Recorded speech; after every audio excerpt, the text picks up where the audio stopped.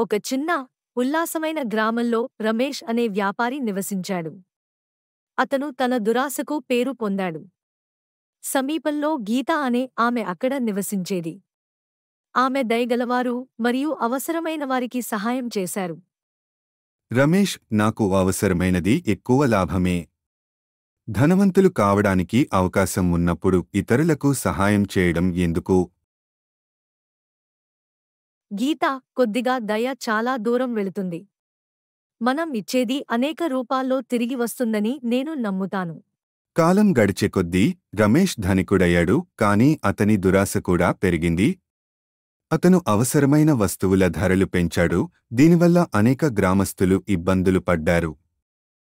రమేష్ గారు, ఈ ధరలు చాలా ఎక్కువ. మేము మా కుటుంబాలకు ఆహారం ఇవ్వడం ఎలా సాధ్యం? రమేష్, వ్యాపారం అంటే వ్యాపారమే. మీరు చెల్లించలేకపోతే వెళ్ళిపోండి.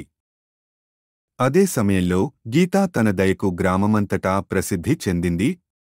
ఎవరికైనా సహాయం అవసరమైనప్పుడు ఆమె ఎలాంటి ప్రతిఫలం ఆశించకుండా సహాయం చేసింది.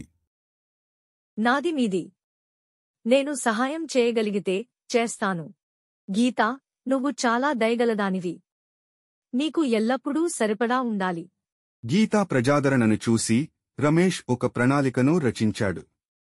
తక్కువ ధరకు తన పంటలను అమ్మడానికి ఆమెను బలవంతం చేయాలని నిర్ణయించుకున్నాడు. తద్వారా అతను వాటిని ఎక్కువ ధరలకు అమ్మగలడు. నేను గీతా పంటలను తక్కువ ధరకు కొని భారీగా లాభం సంపాదిస్తాను. అభి, ఆమె పొలానికి వెళ్లి ఆమెకు ఒక ప్రతిపాదన చేయి. అభి, కాని ఆమె ఎల్లప్పుడూ మనతో దయగా ఉంటుంది. ఇది సరైన పని అవుతుందా? గీత రమేష్ యొక్క అన్యాయమైన ఒప్పందాన్ని తిరస్కరించింది. కాలం గడిచే కొద్దీ రమేష్ దురాశ అతన్ని మరింత ఎక్కువ మంది కస్టమర్లను కోల్పోయేలా చేసింది. గీతా దయాగుణం ఆమెకు మొత్తం గ్రామం మద్దతు పొందేలా చేసింది. నేను నా పంటలను అన్యాయమైన ధరకు ఎప్పుడూ అమ్మను. నేను సహాయం చేయడానికి పండిస్తాను, దోపిడీ చేయడానికి కాదు. ప్రతి ఒక్కరూ నాకు బదులుగా గీతా వద్దకు ఎందుకు వెళుతున్నారు?